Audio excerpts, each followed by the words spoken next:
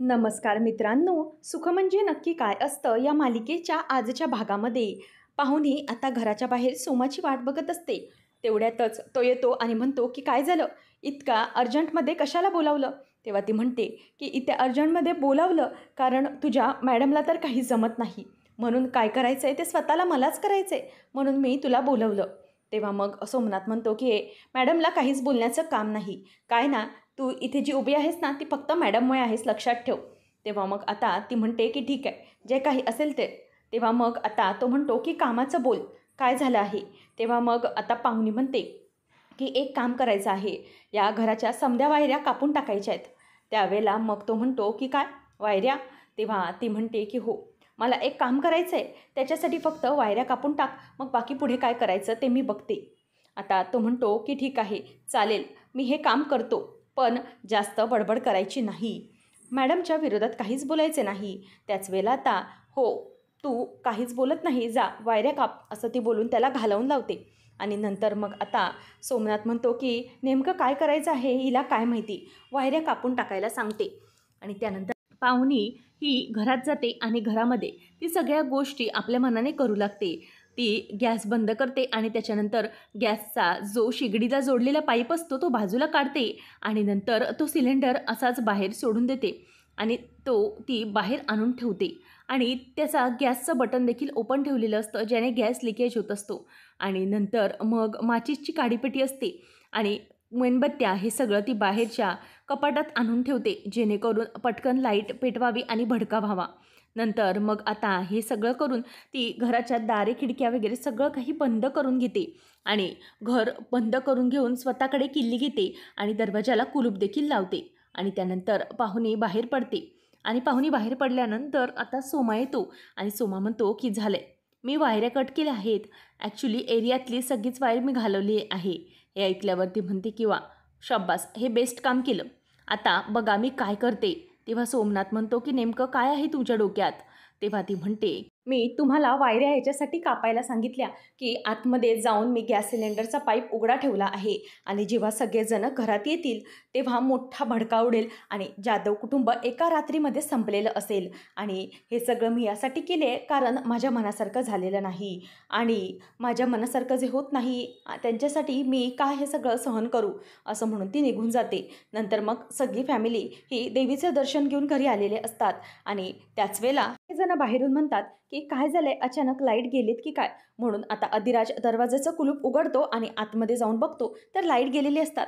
तो लाईटीचे बटन दाबत असतो, मात्र लाईट लागत नसतात. तेव्हा तात्या म्हणतात की लाईट गेले असतील अधिराज. तेव्हा तो म्हणतो की हो, आपल्या घराच्या लाईट्स गेल्या आहेत. तो म्हणतो की मी बघून येतो नेमकं काय झालंय ते. तेवढ्यातच आता इथे विमल सांगते की मी आता बेसन करणार होते पण मध्येच काय झालं. तितक्यातच आता इथे विमलला काहीतरी लागतं, म्हणून नित्या म्हणते की सगळेजण जिथे आहात तिथेच प्लीज उभे राहा, हलू नका. अधिराज म्हणतो की थांबा, मला वाटतं की सगळ्या एरियाच्याच लाईट गेलेल्या आहेत, अख्ख्या गावाची लाईट गेली आहे. तेव्हा तो म्हणतो की थांबा, मी मेणबत्ती लावतो. आणि नंतर नित्या पुढे पुढे हळूहळू चालत चाललेली असते. तेवढ्यातच तिच्या पायाला काहीतरी लागतं आणि तो पाया बसतो आणि ज्याचं सिलेंडरचं कॉकही उघडा असतो. म्हणूनच ते सिलेंडरचे जे बटन असते ते बंद करून टाकते आणि नंतर मग अधिराजकडे येते आणि म्हणते की थांब अधिराज, माचीस पेटवू नको आणि कोणीतरी सिलेंडर हा उघडा ठेवला आहे. तेव्हा मग लगेच तात्या म्हणतात की म्हणूनच इतका वास येतोय. अरे चला रे, सगळे दारे खिडक्या उघडून टाका, असं तात्या म्हणतात. म्हणून सगळेजण दारं खिडक्या उघडून टाकतात आणि अम्मा खूपच घाबरलेली असते. हे समजा कसं झालं असतं की हो, अशी ती बोलत असते. त्याच वेळेला आता अधिराज म्हणतो की हे नेमकं काय आहे. तेव्हा नित्या म्हणते की सगळ्यांनी प्लीज शांत व्हा, कोणी पुढे काही हालचाल करू नका. आणि त्यानंतर नित्या तो जो पाईप असतो तो बंद करून टाकते आणि बाजूला ठेवते. नित्या विचार करत असते की मला तरी कळलं आहे की हे सगळं कोणी केलेलं असावं, याचा अंदाज मी नक्कीच बांधू शकते की हे सगळं कोणी केलं आहे. आणि नित्याला पाहुणीवर संशय आलेला असतो. सकाळ झालेली असते, सगळेजण फ्रेश होऊन उठतात, तात्या चहा घेत असतात. त्याच वेळेला तात्यांना चहा दिल्यानंतर अधिराज येतो. नित्या त्याला विचारते की तुला चहा हवा आहे का. तेव्हा तो म्हणतो की नको. नंतर पाहुणी हसतच येते आणि म्हणते की अरे, तुम्ही देवदर्शनाहून आलात का. तेव्हा मग तात्या म्हणतात की हो आलो. पाहुणे म्हणते की काय झालं, तुम्ही समधे असे का बघताय माझ्याकडे? तेव्हा ती म्हणते की मी रात्री घरी नव्हते म्हणून विचार करत असाल ना. ते काय झालं, रात्री मी मालकीनबाईंकडे गेले होते, त्यांनी मला बोलावलं आणि मग गप्पा मारता मारता कसा डोळा लागला ना माझं मलाच कळले नाही. नंतर नित्या आता पाहुणीकडे येते आणि बघत असते आणि म्हणते की पाहुणी, घराच्या किल्ल्या देतेस का? तेव्हा पाहुणी स्वतःच्या ओढणीला बांधलेल्या घराच्या किल्ल्या तिच्याजवळ देते आणि नंतर म्हणते की काय झालं, अशी का बघत आहेस नित्या तू माझ्याकडे? तेव्हा मग ती म्हणते की कुठे काय, मी तुला तर फक्त घराच्या किल्ल्या मागितल्या आहेत, त्यात तू इतकी का घाबरते आहेस? तेव्हा मग पाहुणी तिला घराच्या किल्ल्या देत असते. नंतर आता सगळेजण तिच्याकडे बघत असताना नित्या म्हणते की बरं मला सांग की रात्री हा इथे पाईप सिलेंडर कसा राहिला होता? तेव्हा ती म्हणते की कसला पाईप सिलेंडर? मग नित्या तिला काहीच बोलत नाही आणि मग आता नित्या पुढे तिच्या सगळ्या पापांचा पाडा वाचायला सुरुवात करते. नित्या म्हणते की मला कळत नाही आहे इतक्या दिवसांपासून नेमकं काय होते. एक व्यक्ती जी माझ्या अधिराजला अडकवण्याचा प्रयत्न करते, माझ्यापासून ती दूर नेण्याचा प्रयत्न करते. काय झालं, त्या दिवशी मला लांब ठेवून हे सगळं करण्याचा प्लॅनिंग सुरू होतं. माझीच साडी नेसून माझ्याच बेडरूममध्ये जाऊन अधिराजवर हक्क गाजवण्याचा प्रयत्न सुरू होता. पण हे सगळं दुर्दैवाने होऊ शकलं नाही, कारण मी बरोबर तिथे पोचले. माझी साडी नेसून अधिराजला काहीतरी औषध देऊन हे सगळं करण्याचं प्लॅनिंग होतं. हे ऐकल्यावर आम्हाला धक्का बसतो, पण मी ते हाणून पाडलं, असंही पुढे नित्या म्हणते. आणि त्यानंतर पुढे नित्या म्हणते की एक एक गोष्ट अशी घडली की मला काही जमूच दिलं नाही. पण नाही, या सगळ्या गोष्टी मी चांगल्याच ओळखून आहे. आणि आज अचानक माझ्या घरात पाईप सिलेंडर उघडा राहतो आणि तोही बाहेर आणून ठेवला जातो. हे सगळं कोण करत असेल बरं? आणि आपल्या कुटुंबावर कोण कशाला उठलं असेल आणि माझ्या सौभाग्यावरही कोण कशाला उठलं असेल? तेव्हा मग आता हे सगळं होत असताना पाहुणी म्हणते की नित्या, म्हणजे तुला बोलायचं काय आहे नेमकं? तू काय बोलण्याचा प्रयत्न करते? तेव्हा नित्या म्हणते की हे बघ पाहुणी, मी जे काही बोलण्याचा प्रयत्न करते ना ते तुला अगदी व्यवस्थित माहीत आहे. तू असं दाखवू नकोस की तुला काही माहिती नाही आहे. हे सगळं तू घडवून आणलंयस ना, बरोबर? कारण आपल्या घरामध्ये कोणालाही माहीत नाही आहे की कुठल्या गोष्टी कुठे, पण तुला ते सगळे व्यवस्थित माहीत आहे, म्हणूनच तू हे सगळं घडवून आणलंयस ना, असं म्हणून ती तिच्यावर आरोप लावायला सुरुवात करते. त्याच वेळेला पाहुणी घाबरते. पाहुणी म्हणते की अगं नित्या, असं का बोलत आहेस तू? मी हे सगळं काही केलं नाही. तेव्हा ती म्हणते की नाही, हे सगळं तूच घडवून आणलंयस. मला माहिती आहे ना. अगं, तू माझ्या अधिराजला माझ्यापासून वेगळं करण्याचा प्रयत्न करतेस. अधिराज तुझा होऊ शकला नाही, या सगळ्याचा सूड तू माझ्यावर काढतेस, बरोबर ना? माझ्यावर ठीक आहे, पण तू माझ्या कुटुंबावर पण गेलीस. माझ्या कुटुंबावर पण हे सगळं करण्याचा तू प्रयत्न केलास. तू का केलंस असं? तेव्हा मग आता विमल म्हणायला लागते की नाही गं, असं काही नसेल.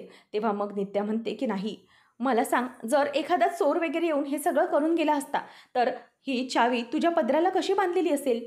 मग विमल म्हणते की मला तरी वाटतंय की बहुतेक पाहुणीकडून चावी चोरली असेल आणि मग त्या व्यक्तीने काहीतरी केलं असेल. आपली पाहुणीने नसेल केलं हे सगळं काही, असं ती तिची बाजू घेऊन म्हणत असते. त्याच वेळेला नित्या म्हणते की जर आई पाहुणीने हे काही केले नसते तर मग ही चावी हिच्याच ओढणीला कशी काय बांधलेली असती? चोराने काय चावी घेतली आणि परत पाहुणीच्या ओढणीला बांधून ठेवली होती का? हे ऐकल्यावर आता सगळ्यांनाच धक्का बसतो. नंतर नित्या म्हणते की हो, हे सगळं या पाहुणीनेच केलेलं आहे. ही पाहुणीच या सगळ्याला जबाबदार आहे, असं ती तिच्या कानी कपाळी ओरडून ओरडून सांगत असते. म्हणूनच आता नित्याच्या त्या बोलल्यानंतर पाहुणी म्हणते की हो, मीच केलं आहे हे समज, मीच केलं आहे सगळं. काल रात्रीचं पण आणि बऱ्याच काही गोष्टी केल्यात. अगं, तुला घराबाहेर काढण्यासाठी काय काय प्रयत्न केले नाहीत, पण प्रत्येक प्रयत्नांवर तू मात्र पाणी फिरवत आली आहेस. तू तू आहेस ह्या घरामध्ये माझी दुश्मन, म्हणून मला हे सगळं करावं लागलं. तुझ्यामुळेच मला या सगळ्यांच्या मुळावर उठावं लागलं आहे.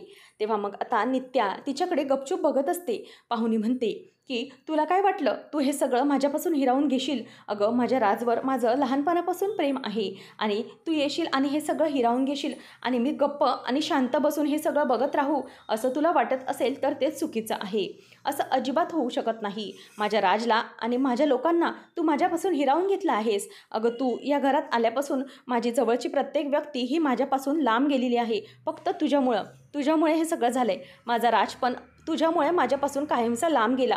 पण लक्षात ठेव, हा सगळा बदला मी तुझ्यासाठीच घेते. त्या दिवशी मी तुला घराबाहेर काढण्यासाठी काय नाही केलं. तात्यांना नावाने खोटी कंप्लेंट दिली आणि त्यांना जेलमध्ये टाकलं. तुला घराबाहेर काढण्यासाठी पण नाही. तरीही तू इथे चिकटूनच राहिली होतीस. नंतर सावरीला किडनॅप करवलं. सावरीला किडनॅप करून तुला घराबाहेर काढण्याचा प्लॅन होता आणि तुला घटस्फोटाचे पेपर करायला लावले होते. तेही तू सही करून निघून जात होतीस. पण नेमकं या खुळ्याने ते घटस्फोटाचे पेपर फाडून टाकले असं ती अधिराजला म्हणत असते. नंतर मग हे ऐकून प्रत्येकाला धक्का बसत असतो. पाहुणी तिचं एक एक सगळं कर्म सांगत असते. नंतर ती म्हणते की मग मी इतकं सगळं केलं, त्यानंतर सावरीला किडनॅप करून झाल्यावर मी इतकंही बघितलं की तुला कसं घराबाहेर जाता येईल, म्हणूनच शेवटचा घाव घालण्याचा प्रयत्न केला. पण काय करू मी? मला तुम्हाला काहीच करायचं नव्हतं, या नित्याचंच वाईट करायचं होतं. पण तुम्हाला शेवटी तिचा पुळका आला आहे ना, तुम्ही सून मानायला लागलात तिला. मग काय, सगळ्या कुटुंबानेच मला त्रास द्यायला सुरुवात केली आहे ना, तर मग या सगळ्या कुटुंबालाच मी भोगायला लावलं. आणि म्हणूनच काल रातच्याला मी माझं सगळं मॅनेज केलं. स्वतःच्या जीवावर, स्वतःच्या दमवर मी या घराच्या वाहिऱ्या कापल्या आणि नंतर मग या गोष्टी मी केल्या. या गोष्टी मी करून मग बाहेर निघून गेले. का तर मला पूर्ण कुटुंबाला भडक्यात मारायचं होतं. बस, मला काही माहिती नव्हतं, कारण मला कोणीही सहन करत नाही. माझा त्रास जो आहे तो कोणीही समजू शकत नाही. तर मी मग का दुसऱ्यासाठी उगाच स्वतःला त्रास करून घेऊ, म्हणूनच मी हे सगळं केलं. पण ही लोकं माझ्यासाठी परकी आहेत, परकी. ही लोकं माझ्यासाठी काही करू शकत नाही. मला वचन दिलं माझ्या राजशी लग्नाचं, पण ते वचन त्यांनी पाळलं नाही. प्रत्येक वेळेला पाहुणीला ते पाण्यात बघत राहिले आणि पाहुणीला कधीही त्यांनी समजून घेतलं नाही. मग माझा भडका हा उडणारच ना, म्हणून मी स्वतःच्या हिमतीवर हे सगळं करवून आणलं आहे. हे ऐकल्यावर सगळ्यांना धक्का बसतो आणि पाहुणीचं एक एक प्रयत्न आणि एक एक पाप झालेलं पाहून तात्या आणि विमल यांना तर खूपच मेल्याहून मेल्यासारखे झालेले असते. आणि इतक्या पाहुणीवर इतक्या वर्षाचा भरोसा असलेली पाहुणी अशी वागू शकते, हे ऐकल्यावर विमल आणि तात्या यांच्या पायाखालची जमीनच सरकते. आणि नंतर मग आता ती म्हणते की ह्या माणसानं मी मारलं, कारण ही माझी नाहीत, ही परकी आहेत. तेव्हा मग आता नित्या ही जोरात पाहुणीच्या कानाखाली वाजवून देते आणि म्हणते की तुला काय वाटलं, तू हे सगळं करशील आणि आम्ही सहन करून घेऊ, असं म्हणून ती म्हणते की तुझ्यासाठी ही सगळी माणसं परकी आहेत ना, ही माणसं तुझी नाही आहेत ना. पण ठीक आहे, तुला असं वाटत असेल, मग तुला इथे थांबण्याची काहीच गरज नाही आहे. चल निघ इथून, असं म्हणून ती तिला जायला सांगते. आणि त्याच वेळेला मग ती म्हणते तू इतकं नीच आणि क्रूर वागू शकशील याची कल्पनाही नव्हती ग मला. हां, माझ्यावर तुझा राग होता हे मला माहीत होतं, पण त्याची शिक्षा तू घरच्यांना का देतेस? माझ्या घरच्यांना या सगळ्यामध्ये का ओढलंस तू? मला याचाच खूप राग आला. मला माहीत होतं तू काहीतरी नक्कीच करशील माझ्या विरोधात, पण तू इतकं खालच्या पातळीला जाऊन वागशील असं मला वाटलं नव्हतं. चल निघ या घरातून, असं म्हणून ती तिचा हात धरते आणि तिला बाहेर येऊन ढकलून देते. आणि मग पाहुणी खाली पडते. नित्या म्हणते की तुला वाटलं होतं की तू काही करशील आणि मला काही समजणार नाही, तर असं होणार नाही. हे घर तुझ्यासाठी परक आहे असं म्हणतेस ना तू, पण एक गोष्ट लक्षात ठेव, तू माझ्या सौभाग्यावर उठलीस. तुला प्रत्येक वेळेला माफ केलं मी, पण आज यावेळेला सौभाग्यावर उठलीस, माझ्या कुटुंबावर उठलीस. त्यांच्यावर तू हल्ला करण्याचा प्रयत्न केलास. ही माझी माणसं आहेत आणि हे माझं सौभाग्य आहे, म्हणूनच माझ्या माणसांना त्रास दिलेला मला सहन होणार नाही. आणि जी व्यक्ती माझ्या माणसांना त्रास देईल त्या व्यक्तीला या घरात अजिबातच जागा नाही, असं सरळ ती तिला बोलून दाखवते. आणि त्याच वेळेला पाहुणे ही गप्प बाहेर पडून असते. नित्या म्हणते की तुला तुझ्या स्वतःची लायकी आता मी दाखवून दिलेली आहे, त्याच्यामुळे आता पुन्हा तू इथे येण्याची हिंमत करू नकोस. नित्याने हकलून लावलेली पाहुणी आता तिथून बाजूला उठते आणि बाहेर निघून जाते.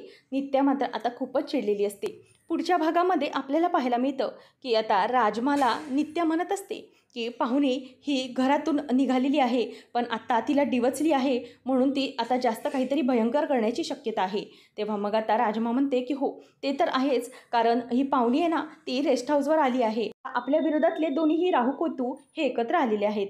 अधिराज आता राजमाला भेटायला येतो, तितक्यात त्याला पाहुणी समोर दिसते आणि पाहुणीला समोर दिसल्यावर त्याला प्रचंड राग येतो आणि तो तिथून तडातडा निघून जातो. आणि शालिनीला येऊन म्हणतो की एक मिनिट मालकीनबाई, मला जरा तुम्हाला काहीतरी विचारायचे आहे. या पाहुणीला तुम्ही इथे कशाला तुमच्या रेस्ट हाऊसमध्ये ठेवून घेतलं आहे? हे ऐकल्यानंतर आता तिला ही धक्का बसतो आणि अधिराज असा तिच्यावर चिडून निघून जातो आणि शालिनी घाबरते. आणि तिला अधिराजचं वाक्य आठवतं, तुला मी सोडणार नाही शालिनी, तुझा आता शेवटचा काळ जवळ आलेला आहे. आणि तिला धक्काच बसतो. असेच अपडेट्स पाहत राहण्यासाठी आजच आपल्या चॅनलला सबस्क्राईब नक्की करा.